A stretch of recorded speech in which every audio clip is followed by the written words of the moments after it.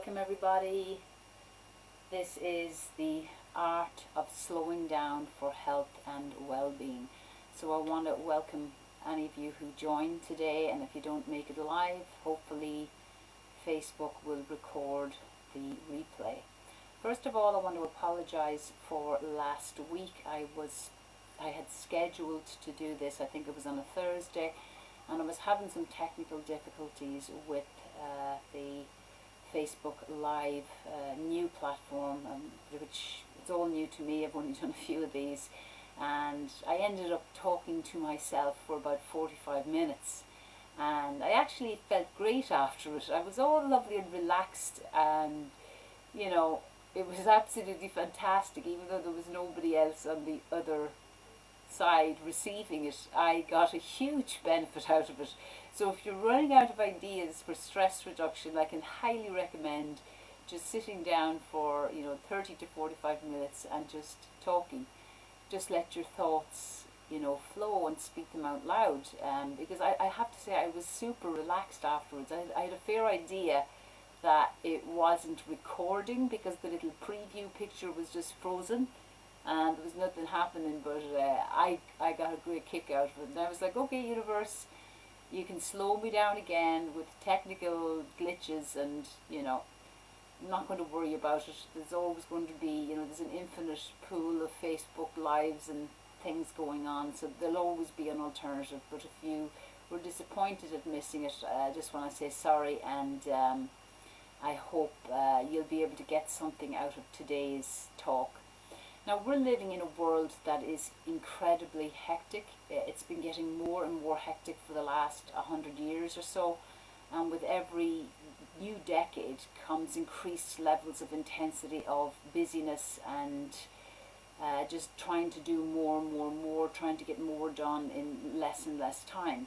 And I'm very, very aware of this in working with clients. If I ever assign homework exercises or routines or extra little things, because I just know how busy and pressed people are for time, so much so that I end up prescribing loads of exercises for people to do in bed, like little shoulder releases and neck releases, because I'm like, okay, at least when you're lying down in bed, that's the easiest place you could possibly do something, because I'm just, as I said, aware of the busyness. Now, I know how busy my life can get, and I don't have kids or a husband to look after, and have a lot less responsibility than some other people, and maybe more in other ways because I run my own business. But I definitely know that if you've got kids and a family, that's got to be, or maybe elderly parents to look after, that's just an added level of busyness and hecticness.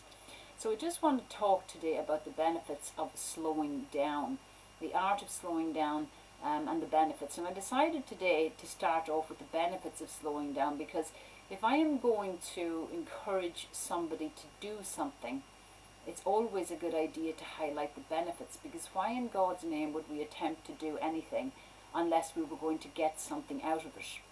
So that's what I'm going to start with. But before I start with my benefits, I'm just going to read a little poem that my oldest client gave to me several months ago. She's 85, a retired nun, and I've been training her for the last few years, and she's absolutely amazing what she's able to do at 85 and the gusto that she puts into every repetition. But as a retired nun, obviously she's very spiritually oriented, and I am very interested in things of that nature. So we have great little chats in between sets on our little rest intervals about lots of different topics on personal development, spiritual outlook and whatnot. And this is a poem that she gave me several months ago before this whole COVID business hit the fan. So I'm going to read it now, and I think you will enjoy it, and I hope you enjoy it as much as I enjoyed it. And I was just laughing to myself, and I thought, wow, little did I know what was going to lie ahead. And it was like, we're headed for this ultimate reset and slowing down, orchestrated by the intelligence of the universe. So this is a little poem, and it's called Slow Me Down, Lord. Slow me down, Lord, ease the pounding of my heart by the quieting of my mind. Steady my hurried pace with a vision of the eternal march of time. Give me, amid the confusion of the day, the calmness of the everlasting hills. Break the tension of my nerves and muscles with the soothing music of the singing streams that live in my memory. Help me to know the magical restoring power of sleep. Teach me the art of taking minute vacations, of slowing down to look at a flower, to chat to a friend, to pat a dog, to read a few lines of a good book. Slow me down, Lord, and inspire me to send my roots deep into the soil of life's enduring values, that I may grow to the stars of my greater destiny. By Wilfred A. Peterson. So I found that poem beautifully inspiring, and I will definitely be turning to it again over the weeks and months ahead for that constant reminder of the value of slowing down. Now I'm going to go through some of the value and benefits of slowing down. And I've made a little list for myself so that I will hopefully remember all the parts. And the first one I'm going to start off with is when we slow down, the body has the capacity to regenerate. The body that you have now is not the same body that you had several months ago or several years ago. It's constantly changing and regenerating. Old cells are dying off, new cells are replicating. And I think, if I remember correctly, the red blood cells are renewed, every 6 to 7 weeks or so. So those are one of the fastest, turnover. Our skin cells are turning over all the time. Every single cell in the body is essentially being regenerated.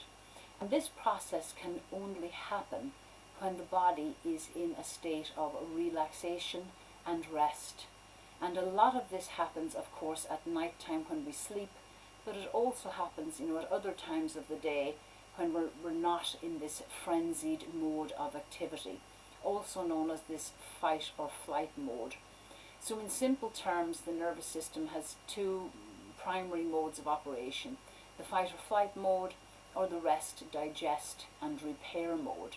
Now I went into a little bit more detail of Stephen Porges' polyvagal theory in one of the stress reduction videos that I gave, and it's a little bit more complex. We basically have a red light, an amber light, and a green light system in the body. So one of the modes is a complete shutdown, and that's when we go to this dorsal vagal state. But to keep it simple, we'll talk about rest and digest mode and fight or flight mode. So this rest and digest mode is known as the parasympathetic wing of the nervous system, and when we're in this parasympathetic state, the body moves into repair. So if you're a person who's got a lot of nagging injuries or some aches and pains that just don't seem to go away, maybe it's not that you don't have the correct exercise routine. Maybe it's not that you've not found the perfect massage practitioner. Maybe it's not that you are not eating the correct diet. It could simply be a matter that your body is not getting enough regeneration time. That regeneration time can come in many forms, sleep being the most obvious one, but also doing something like stretching, meditation, quiet time, contemplation, relaxing to read a good book. All of these things are lovely examples of allowing the body to get into this regeneration state. So the body will regenerate far more effectively when we slow down. And also when we slow down, all of our efforts at the gym, let's say you're an avid exerciser, and I always encourage this, and the amount and type of exercise is highly individualized, very much based on the state of repair or disrepair of your body at present. So the magic of exercise really happens when you rest. So this is a very important thing to remember. If you're just training and pushing yourself really hard, and you're doing several hours a week, and then some people wonder, well, why am I losing body fat? Why am I getting that lovely muscle tone? It's because potentially you're not getting enough rest and repair time, because that's where the magic happens. So curiously, slowing down can bring us results faster. Now there's a movement expert called Moshe Feldenkrais, and one of his lines, which I absolutely love because it's a mind boggler to the Western mind, is the slower you go, the faster you get results. So that's a very important little quote to remember if you're considering speeding up all the time. Now the next one I want to talk about is brain regeneration. So our bodies would not be able to function, of course, without a brain. And the brain has to regenerate just like the body does. And when it regenerates again very similar to the body. At night time the brain goes through a complete detoxification process. And it has its own lymphatic system known as the lymphatic system, which basically cleans the brain out of toxins. There's a huge amount of electrical activity happening in the brain, and very, very much so, you know, during the daytime when we've got so much stimulation from our eyes, stimulation from sounds, stimulation from touch, stimulation from thought processes, stimulation from, you know, the constant bombardment of, for example, social media, little pings on phones, text messages, emails and whatnot. We're constantly being stimulated. So the brain absolutely needs downtime. And when we slow down that brain, either through quality sleep, and a lot of people have great difficulty getting quality sleep for many reasons, and one of the main ones being we don't slow down enough during the day, and then we're trying to do it all at once at night time, and that can be quite tricky. But there's many ways to get that brain to slow down. One of the simplest ways to get it to slow down is meditation. Now a lot of people hear the word meditation and they get turned off, and they think that, oh my God, I can't do that, I tried that before, and all I notice is my mind going crazy, getting more frenzied. But what I will say to you is this: if I had a fan in a room and it was just spinning and spinning and spinning because I have the thing turned on, if I plug fan out, the blades in the fan, they don't stop dead instantly. It takes time for that fan, for the blades to slow down, and eventually the blades will come to a stop. And the brain is very, very similar. If you start a little meditation practice, it does not have to be complicated. What I do myself is I just focus on my breath, and I just focus on breathing in through my nose and either out through my nose or mouth, and just when I notice the brain and the thoughts, and I'm just like everybody else, gazillion thoughts, 99% of them don't make any sense, and they're just racing and racing. And once I realize that I have the power to observe those thoughts, now this takes a little while, this takes practice, but when you do this regularly, you realize, oh my God, I'm actually aware of those thoughts, I can observe those thoughts. So those thoughts aren't me. Yippee! This is a huge revelation. So then you don't have to beat yourself up, because those thoughts are something that you're observing. So if you can observe them, it means that, it's not you. And the more practice you get at observing those thoughts and not kind of running away from those thoughts, not resisting those thoughts, not judging those thoughts, not trying to push those thoughts away, not trying to control them or manhandle them, the more you can just relax. And you just focus then on your body and feeling your bum on the seat and feeling your feet on the floor and just observing your breath. And some days the mind will calm down more quickly. Other days it might just be going crazy for the entire duration of your practice. It doesn't matter. You just keep returning to the awareness of the breath or any other markers you've given yourself for awareness, for example, an awareness of your bum on the seat. For me, I like to put a lot of awareness in my shoulders, because when I can let those shoulders really relax, I know I am really moving in the right direction. My goal is just to get more relaxed, more anchored into my body, and just to give myself the space to slow down. So that's as far as I'm concerned, that's the simplest meditation that you can do, just observation of the breath. And there's no right way of doing it, there's no wrong way of doing it. Sometimes you'll have more thoughts, sometimes you'll have less thoughts. And just the fact that you've become aware that you're aware of thoughts is a massive, massive step forward.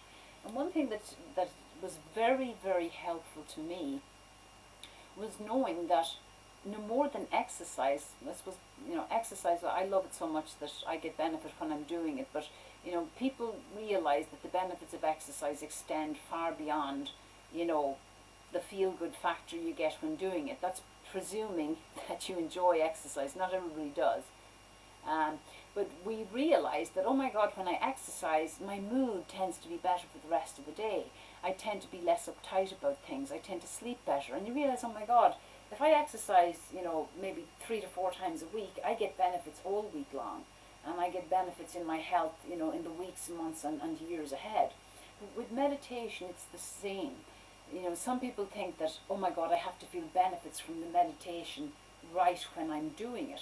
But in reality, when you meditate, or you do some breath awareness practice, which is essentially, the same thing, many ways to do the meditation, you get the benefits in the hours, days, and weeks ahead, especially if it's regular. If you build up a regular practice and make it really easy for yourself, if you're a beginner, start off with 5 minutes, and if 5 minutes seems too much, do 2 or 3 minutes. And you will start to notice that on the days that you meditate, you're much more calm and relaxed, and you're less easily perturbed. And then when you get a roll on it and you're doing it with regularity, it's kind of like a small investment that pays massive dividends in the days, weeks, and months ahead, particularly when you do it regularly. So meditation is a fantastic way to slow down. Now, the next benefit of slowing down in your life, would you believe, is detoxification. Now, detoxification, loads of people love, they kind of go, anytime I mention the word detox, or I remember I was at a conference in the States a few years ago, and I was just kind of typing up what I was doing, and I was like, today we're focusing on, detoxification. And I had some friends going, oh my God, I want to know more about detoxification, because it's such a buzzword. And detoxification, I suppose, on one level, on many levels, it's highly complex, because there's so many reactions, hundreds and in fact thousands of reactions occurring in your body, multiple organs involved. Your liver is involved, your skin is involved, your lungs are involved, your colon is involved. Pretty much every system in your body has to be involved in detoxification, because the body, in and of itself, without any concern about external toxins and the levels of pollution in the outside world, your body is producing toxins, all the time, just as byproducts of metabolism. So your body has to be able to detoxify these waste products of just the overall metabolism. And then we add on the extra, level of massive amounts of toxins in the modern world. Chemicals sprayed, pesticides, fungicides, all of these chemicals that are in our personal care items, fumes coming out from industrial waste. I could go on and on. There's a huge amount of toxicity. But a lot of people don't realize that slowing down has got a massive influence on your ability to detoxify. Because with detoxification, there's the biochemical component of it, whereby your body needs a vast array of nutrients in order to chelate, essentially, the toxins. So the toxins have to be bound up by certain nutrients. They have to be packaged in a certain way in order for the body to get rid of them. So that means you need a very high nutrient dense diet, plenty of water, for example, to keep hydrated, keep your colon moving, sweating to aid the toxins that are released through the skin. But the component that most people completely miss, I don't think I've ever heard this discussed, because I arrived at this discovery myself. I have had a history of serious heavy metal toxicity, which was a huge part of my healing journey, and was one of the prime causes of all of my biomechanical issues, because I had a highly inflamed nervous system. And this inflammation was caused by large, high levels of heavy metals. Now the thing is, I was eating really, really well, having studied nutrition intensively, for the last 17 years especially, but even longer than that. I studied it at university and was always learning about nutrition because I found it fascinating. But I was eating all the right things, taking all of the right protocols, the special supplements, and it was like I was spinning my wheels. And it was only several years later, after investigating these topics very deeply, because I was trying to solve my own puzzle, I realized the golden nugget. Holy shit, can I say that on Facebook Live? I cannot, it doesn't matter how many nutrients I put in my system, it doesn't matter how well I eat, if my body cannot shift into the parasympathetic state, I cannot detoxify, because detoxification only occurs in the rest, digest, repair, detoxify mode of my nervous system. So this was a huge, awakening for me. And then instead of just focusing on the nutrition and just focusing on, getting extra nutrients in, my massive focus became on slowing down. How can I slow myself down? How can I calm down my revved up nervous system? Because unless I slow down, my body will not be able to detoxify.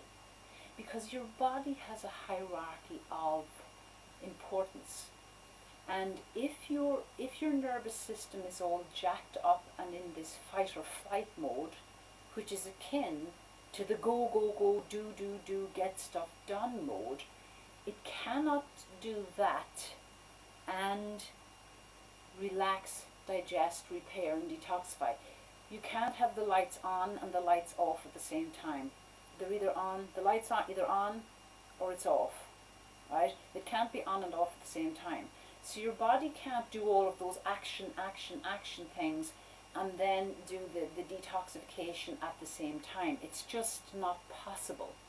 So many people have got high levels of toxicity that they will never get rid of until they move into this parasympathetic state. And it's very, very complex and very, very challenging, because many of these toxins, particularly the heavy metals and many others, are called excitotoxins. They stimulate your nervous system into this highly jacked up state. So it really is rather a conundrum. And with my own story, I had to invest huge quantities of time in my day to slowing down and relaxing, because the toxins that were in my system were already revving up and over-exciting my nervous system. So this is I suppose the absolute horror of having high levels of toxicity. You can't get rid of them until you relax. And it's very difficult to relax because they're already jacking your system up. So for me, what I found was I just had to invest quite large quantities of time to really get my body to shift into this state. And as I shifted into this state, my body was able to detoxify with greater ease. So if detox is a word that gets you excited, then realize that, oh my God, the more I slow down, the more I focus on sleep, the more I focus on quiet time, the more I make time for meditation, the more I make time for stretching, the more I make time for nature, strolls in nature, the more I make time for relaxing with my pet or relaxing with my loved ones, the more I make time for pottering around the house, doing a bit of cooking or whatever it is, if you like to bake or whatever. All of these things will actually help you to detoxify in the long run, because you're spending more time in this parasympathetic state, the only place where detoxification can happen. So again, slowing down is a winner. And the next one I want to talk about is a very, very complex topic. This is emotional detox. And during this coronavirus era, what people are discovering is very, very frenzied emotional states. It's bringing up a lot of intense emotions, some intense, some mild, but let's just summarize it under the topic of feelings of uncomfortableness, not feeling comfortable, not feeling at ease. This could manifest itself as feeling angry. So a lot of people are angry at the government. For example, in Britain, I know things are a little bit different in Ireland. There's a lot of anger at the British government, at Boris Johnson for missing meetings or not taking action soon enough. A lot of people are frustrated at not being able to go to work, not being able to meet their friends, socially. A lot of people are feeling fearful. There's a lot of worry and anxiety because we don't know what's coming next. We are out of control. A lot of people are feeling bored. Oh my God, how am I going to entertain the kids? I'm bored out of my mind. A lot of people are feeling lonely because they might be trapped at home. Maybe they're like me, they're a single person living on their own and they're feeling lonely. A lot of people are feeling isolated. A lot of people are feeling abandoned, feeling needy, feeling anxious, feeling restless. All of these emotions are coming to the surface. And if you remember one of my other Facebook Lives, I said that all of these emotions are not actually coming to the surface because of this COVID virus. The COVID virus is just poking the bear. The COVID is a trigger. It is something that is poking at something that's already in our bodies, all of our unresolved emotional baggage. Now, every single person that ever walked the earth has a greater or lesser degree of this going on. All of the thoughts, all of the feelings, all of the emotions that we did not process fully in one moment in time because we didn't have the emotional intelligence at the time, we didn't have the education, we didn't have the training, we didn't have the experience, we didn't have the wherewithal or knowledge of how to deal with certain intense emotions. What do? In the infinite wisdom of our bodies, in the infinite wisdom of our nervous system, we just packaged those feelings away. We packaged those feelings into our tissues, into our nervous system, into our muscles, into our joints. And ultimately, if we dig down really deep, this is one of the primary causes of all of the aches and pains in our bodies. It's one of the primary causes of excess fat storage in our bodies. It's one of the primary causes of most of our aches and pains. And the thing is, we don't have to blame anybody. We don't have to feel bad about ourselves because our bodies are always, always, always doing their absolute best for us in any given moment of time. And as the parents of our bodies, I am the parent of my body. And as I get more educated, as I get more experienced in life, I can learn to work with my body and make it easier on my body. So releasing those emotions can only happen when we slow down. And in my perspective, having dived very, very deep into this topic because I had to for my own well-being, because this was a huge part of my health issues, was all of the unresolved emotions that I buried in my body that ultimately were creating the high levels of nervous system inflammation that I experienced as part of my biomechanical issues. All of those emotions were buried in my body because I didn't have the wherewithal as a young child to process those emotions. I didn't have the wherewithal as a young teenager how to process those emotions. I didn't have the wherewithal as a 20-something to process those emotions. I didn't have the wherewithal in my 30s to process those emotions. Now, I'm not a stupid person. I'm, fairly intelligent. But my emotional intelligence was very, very low. And that wasn't my fault because I just didn't get an education. It wasn't my parents' fault. It wasn't my school teacher's fault. It was nobody's fault. Because, this level of understanding, it just wasn't available in that era. Now it's becoming much more available, and people are becoming much more aware of mental health, mental and emotional health. Mental and emotional health are basically two sides of the same coin. Now, part of us is very, very resistant to this emotional evolution. first and foremost because it's kind of an unknown entity. Unless you've done some deep inner work, it's a very unknown entity, and what we don't know we tend to fear. And we think that if we start, oh my God, what if I don't make it through to the other side? We fear what we don't know, and what we resist persists. But when we slow down, this emotional unraveling can start to happen.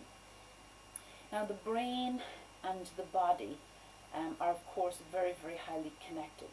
And one of the most obvious ways that they are connected is through the vagus nerve. So the vagus nerve is cranial nerve number 10. It comes out through the base of the cranium, and it goes down and basically goes through pretty much every organ, system and gland in your body. And there is a feedback loop between the vagus nerve and the brain, and the brain and the vagus nerve. But the feedback loop is predominantly from the brain, or from the body, excuse me. The feedback loop is predominantly from the vagus nerve back to the brain. So if the mind is the realm of thinking, the body is the realm of feeling, sensation and emotion.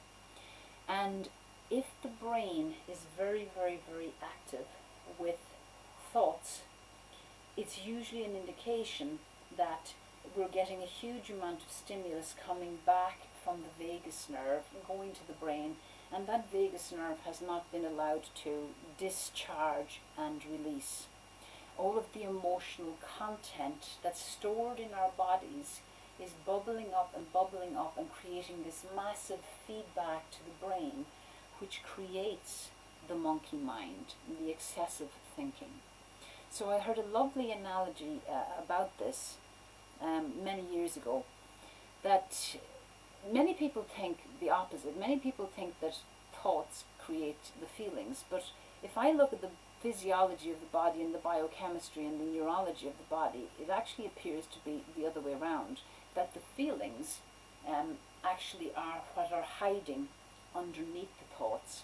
So a tsunami or a massive, ocean storm, it doesn't start on the surface. Right? The end result of it shows on the surface with these big, massive, tidal waves. But the tsunami starts deep, deep, deep within the ocean with huge pressure changes and, current changes and whatnot. And what we see on the surface is the result of something that happened really, really deep down in the ocean floor. And the mental turmoil that we experience in our minds is like the big tsunami wave on the surface, but the origin of it was actually deep, deep down in the body. And those buried emotions, those unresolved emotions and feelings are actually what is creating the surge of excess thought. And one of the reasons that we resist slowing down, and this is the primary reason, and this is just my perspective, my point of view, because this was exactly what was happening in my life. We avoid slowing down because, number one, if we slow down, we're going to start to become aware of the frenzied thoughts. And until we realize that we are the observer of those thoughts and not the thoughts themselves, they're very uncomfortable. Once you become aware that you're the observer of the thoughts, it's far easier to just observe them and not take them personally.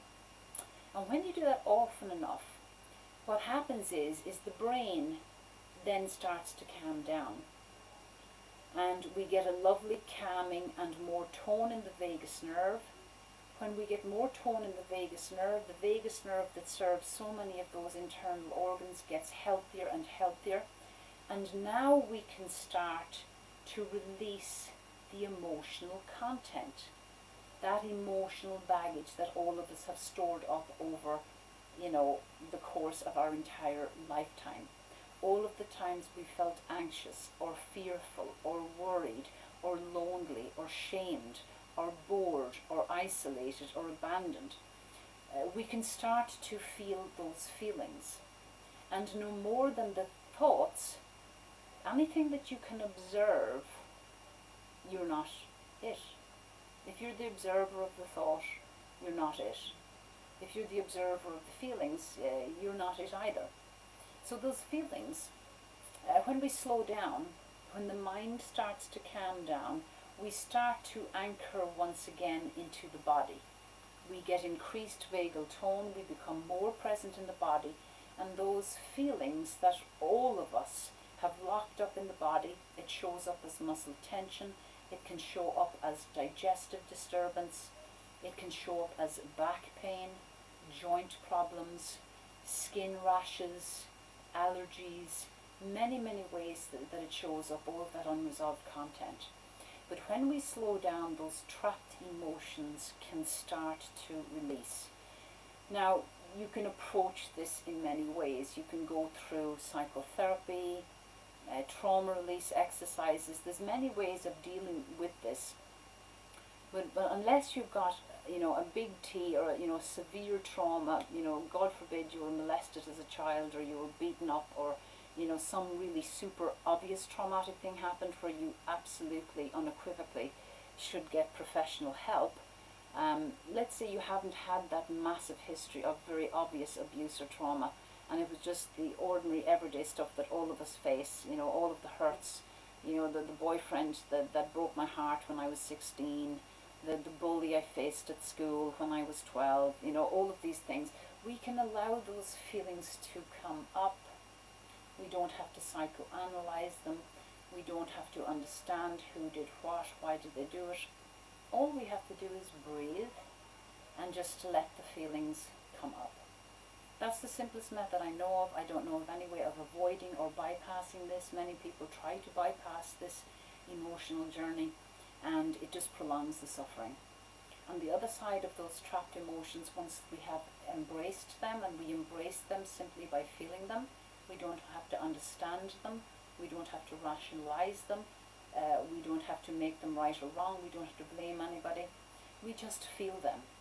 Because the emotions are just, information that came up, a form of intelligence, if you like, from the body at one period of time, but we weren't able to interpret perhaps that intelligence, and we just locked it up in the body. And we can release those feelings, but we cannot release those feelings until we slow down. There are neurological components to it, largely via the vagus nerve, biochemical components to it that are connected with toxicity. In essence, all the toxins in your body, on one level, represent all of the toxic thoughts, feelings and emotions that we have not processed. So when we slow down and we start to feel those feelings, then those feelings can be detoxified, they can be metabolized, and they can be released. And this is a journey that you can get help with a therapist from. There's many modalities. There's art therapy, there's trauma release exercises, there's many modalities. I mean, I've written small parts about it in my book, Cracking the Mind-Body Code. This is meant to be just a pointer. Some people will need more professional help from somebody who specializes in this realm.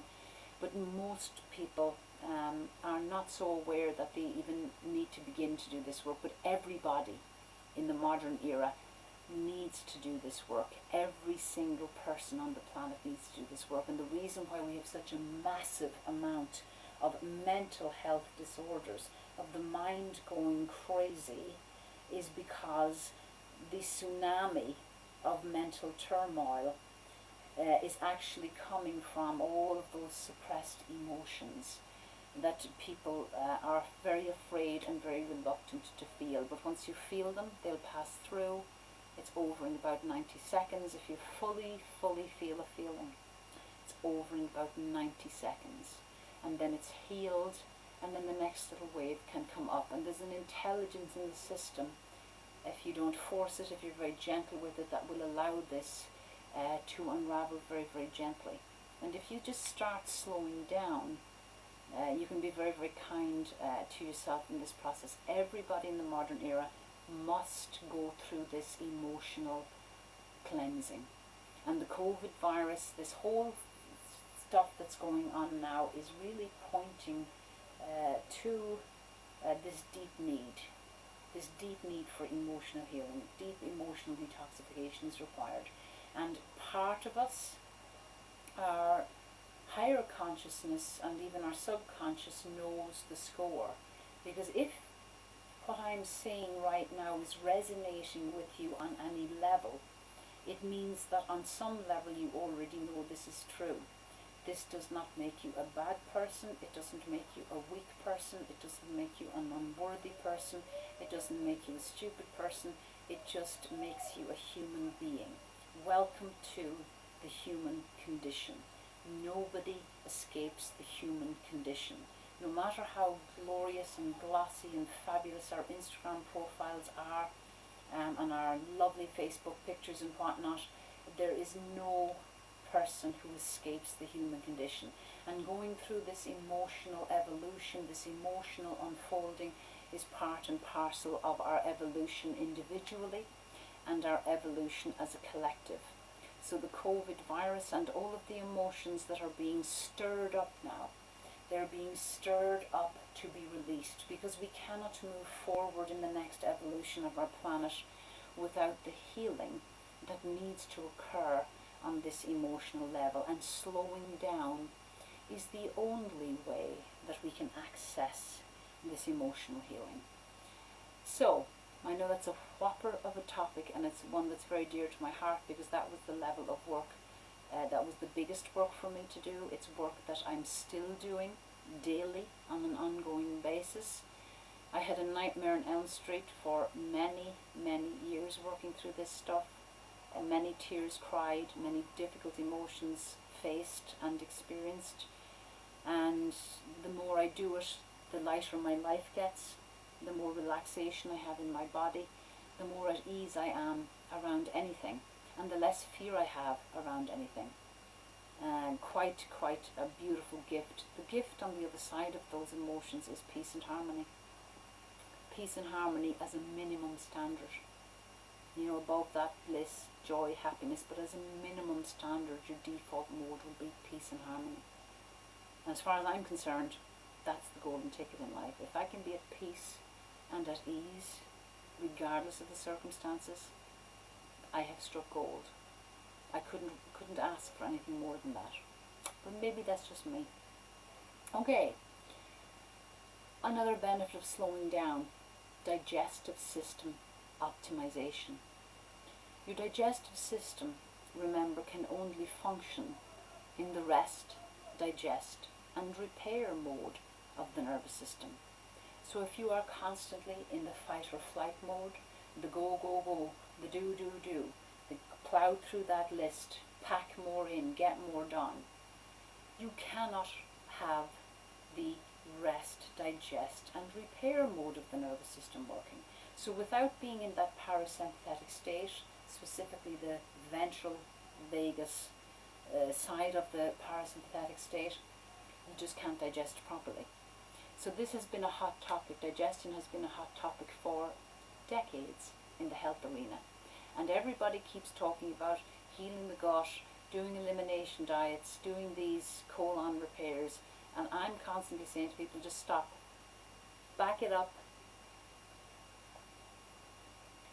The foundation of good digestion is a healthy nervous system response. The foundation of good digestion is spending more time in the rest, digest, and repair mode, which is in the parasympathetic state, specifically the ventral vagal state.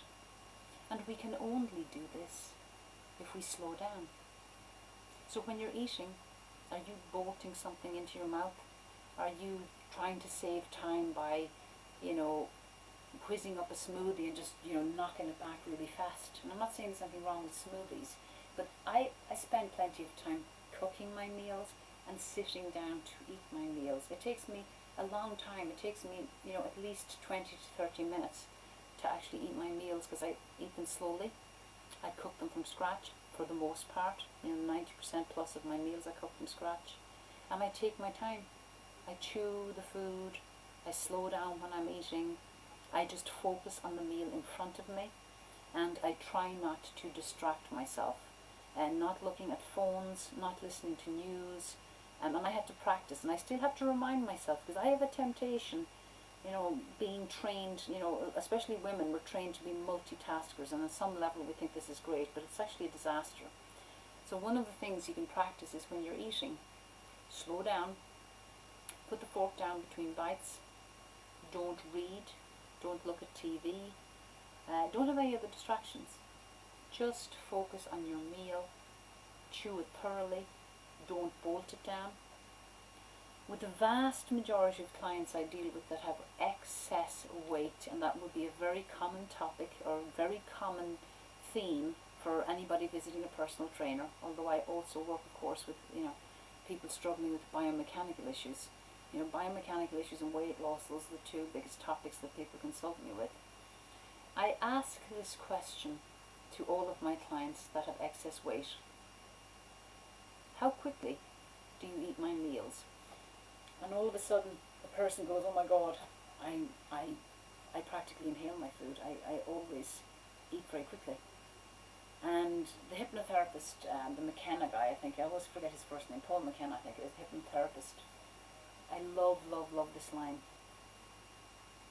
He said, people who are overweight think about food all the time, except when they're eating. Now, if that isn't a golden nugget, I don't know what is. We need to slow down. When you slow down, your digestion will be vastly enhanced. Your appetite, the system of regulation of your appetite, which is very highly complex, so complex, there are journals dedicated alone to appetite regulation. But that appetite regulation mechanism cannot work when you're in that go, go, go, busy, busy, busy state. And you can't get the signal of satiety from your stomach to your brain. You can't get the signal. So slowing down will enhance digestion, and many people will lose weight simply by slowing down when they're eating. So if that isn't a winner, I don't know what is. Okay, the next one I want to talk about is executive function. Now, many of you listening to this broadcast now or in the future are in an environment where you need executive function. You have to think, you have to strategize, you have to plan, you have to be logical, you have to be rational, and you have to be creative. So that's a huge number of people. You're not just going in doing something, randomly. So executive function comes from the frontal lobe of our brain. It's located about here, right? That frontal lobe of the brain only comes online correctly when we are relaxed and at ease. It's very difficult to be creative when we're stressed. I love this line from Paul Chek, one of my mentors. He says, if you were running away, this still makes me laugh every time I think about it. If you were running away from a saber-toothed tiger who was chasing you, he said, you probably wouldn't throw in a few cartwheels on your escape route, do a little creative dance, There's no space or time for creativity if you're running for your life. Now the thing is, most people are not running away from bears or saber-toothed tigers, but they are running on stress hormones, running on a jacked up nervous system, which means essentially you're operating from your reptilian brain, which is kind of located back here. These are regions in the lower centers of the brain. Now that reptilian brain takes care of other functions that are important, but if we're running our lives based on that reptilian brain exclusively, there's no space for creativity, there's no space for executive function. Your memory will be poor. You'll have poor short-term memory. You won't be able to get creative. You won't be a good problem solver. So when we slow down, the nervous system calms down, and the brain can switch from a reptilian brain function, which is only interested in safety, sustenance and sex, to an executive function, which is creative, which is able to solve problems, and which is able to think outside of the box. So the reptilian brain, in the COVID virus, the reptilian brain says, oh my God, quickly, go and buy loads of toilet roll, I'm scared shitless. Get that toilet roll in. Right? That's the reptilian brain. The reptilian brain will be hoarding, will be scrambling. It's not rational, it's reactionary. So, I've written another one, number 7, the benefits of slowing down. When we slow down, we develop the capacity to reflect and contemplate.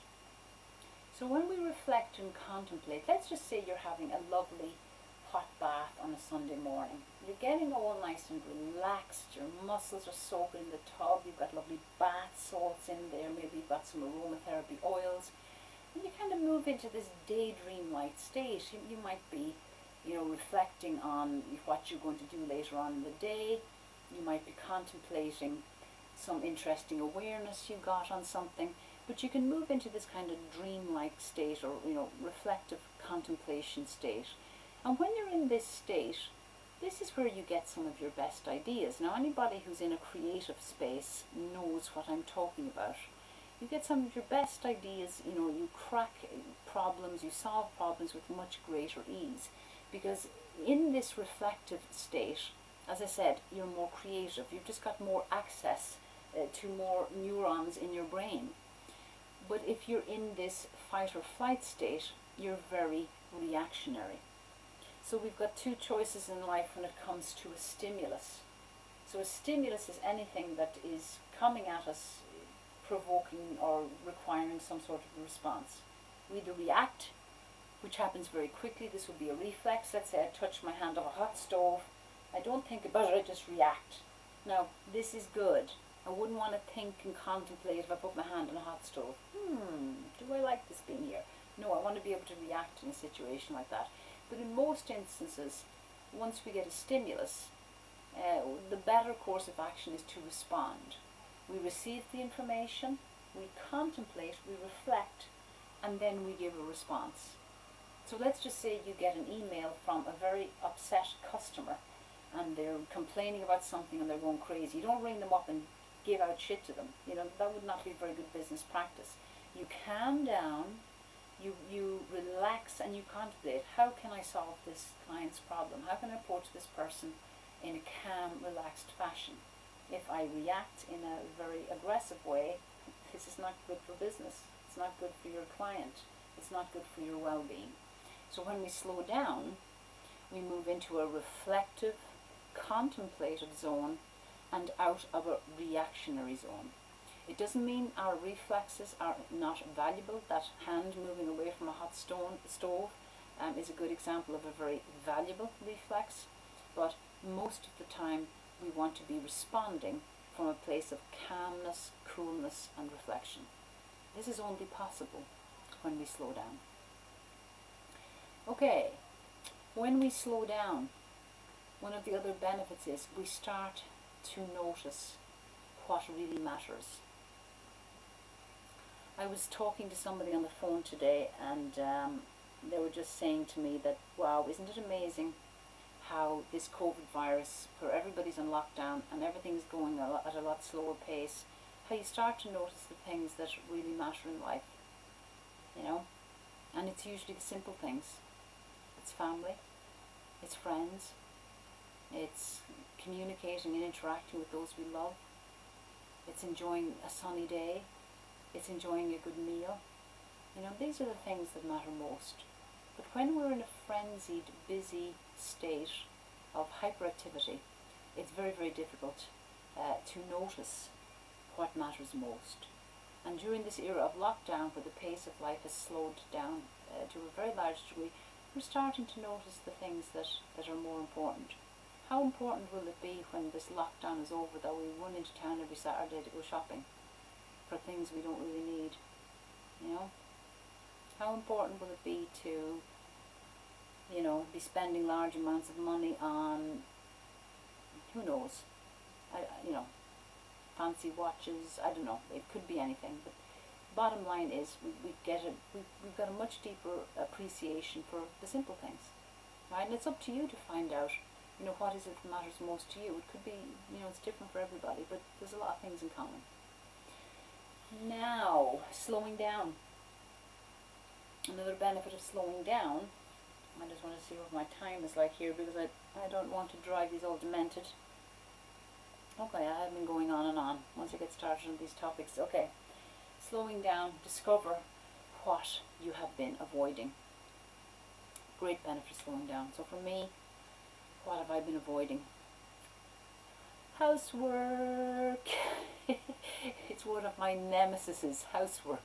So in the slowing down, I've had to face the fact that I have been avoiding housework for a long time. And now I have got more space to face this little demon of mine. And I've been making reasonable headway. I won't be winning Housewife of the Year anytime soon. But I begin to notice that, oh my God, stuff has been piling up, and I got a lot of clutter. I got to do a lot of cleaning out, and some areas need a new paint job. And you know, it's happening for me.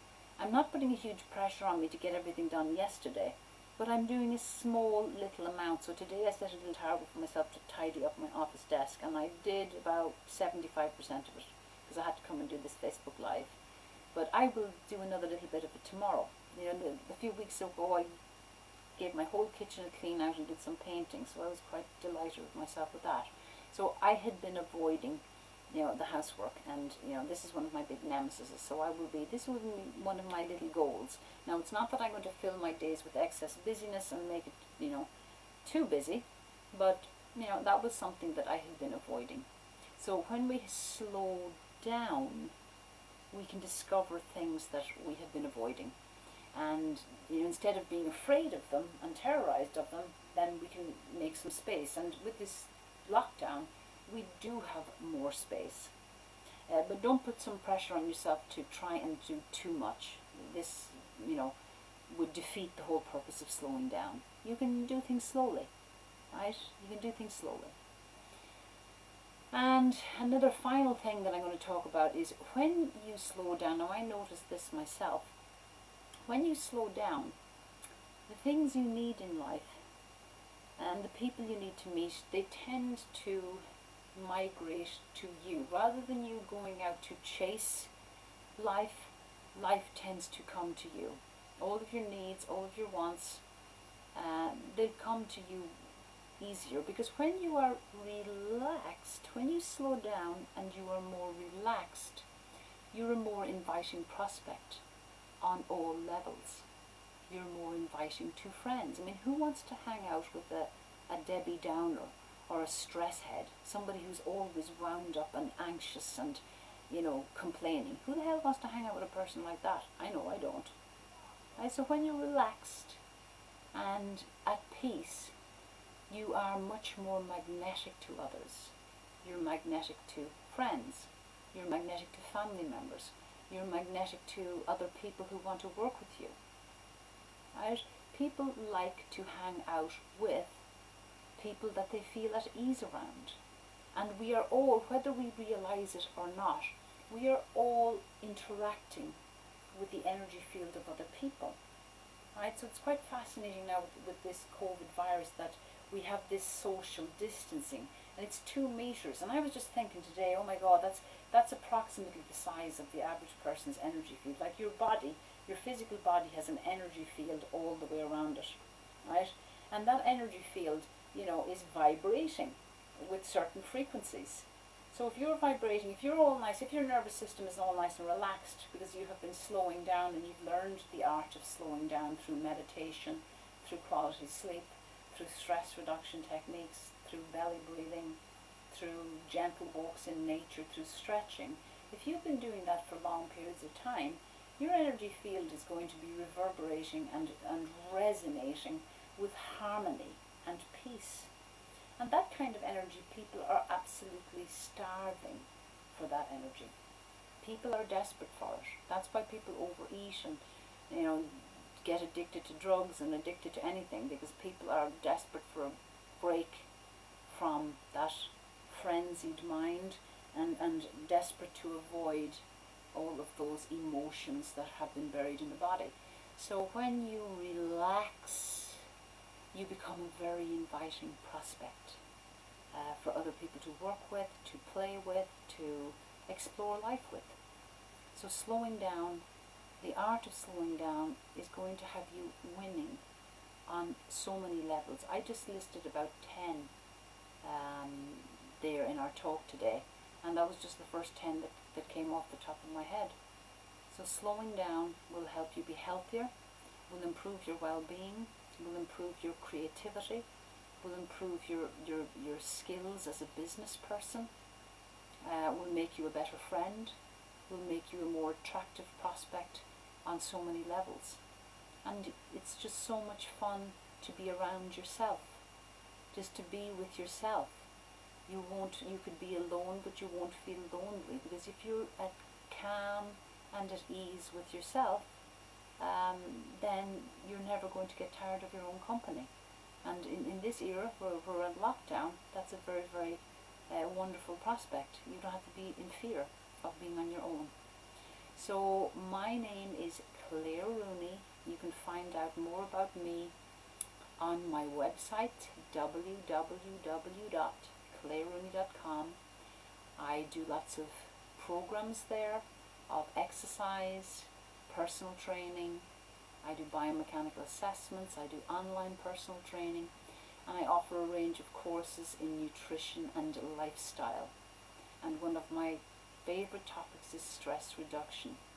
I've written a whole book that's essentially on that topic, Cracking the Mind-Body Code. And really, this is what's needed in this era. If there was a toolkit or a manual for navigating the COVID era and what's going on right now, this is the book, because it deals with the deep down and dirty of the human condition, those topics that we don't want to touch, but now we must, because if we're going to navigate the days, weeks, months and years ahead, we need to have released all of the baggage that's weighing us down, and we can only do that when we do the inner work, the mental, the physical and the emotional work that's required to get grounded into our bodies and ready to move forward into a new era where peace and harmony are the normal way of being. So if any of this sounds interesting to you, then get in touch. There's a little email link on my website. You can also message me here directly on Facebook. And I want to thank you for joining me today. I hope you got something out of this, and I hope you can start slowing down the pace in your life and realize that maybe this COVID is bringing some blessings. Maybe it's a beautiful nudge to you to make peace with slowing down, not to avoid slowing down, to realize, oh my God, maybe there is a smorgasbord of gifts available to me on the other side of this slowing down that I never imagined. And now that I know, what awaits me, I'm going to be so motivated to embrace slowing down rather than fearing it and try to fill up every pocket of the day with busyness. That is simply another form of avoidance. Let's not avoid the work. Let's not avoid the journey, because if we try to avoid it, we're pushing away the things that on a deep down level we really desire. Who doesn't desire more peace? Who doesn't desire more harmony? Who doesn't desire more lightness and ease in their lives? I know these are the things that make my heart sing and the things that I value the most in life. And I know if you're listening to this and following it all the way through to the end, there's a strong possibility that you do too. So thank you so much for joining me today. I hope you enjoyed it, and I hope that you will maybe join me again sometime in the future. And I want to wish you a fabulous rest of your day. Thanks again.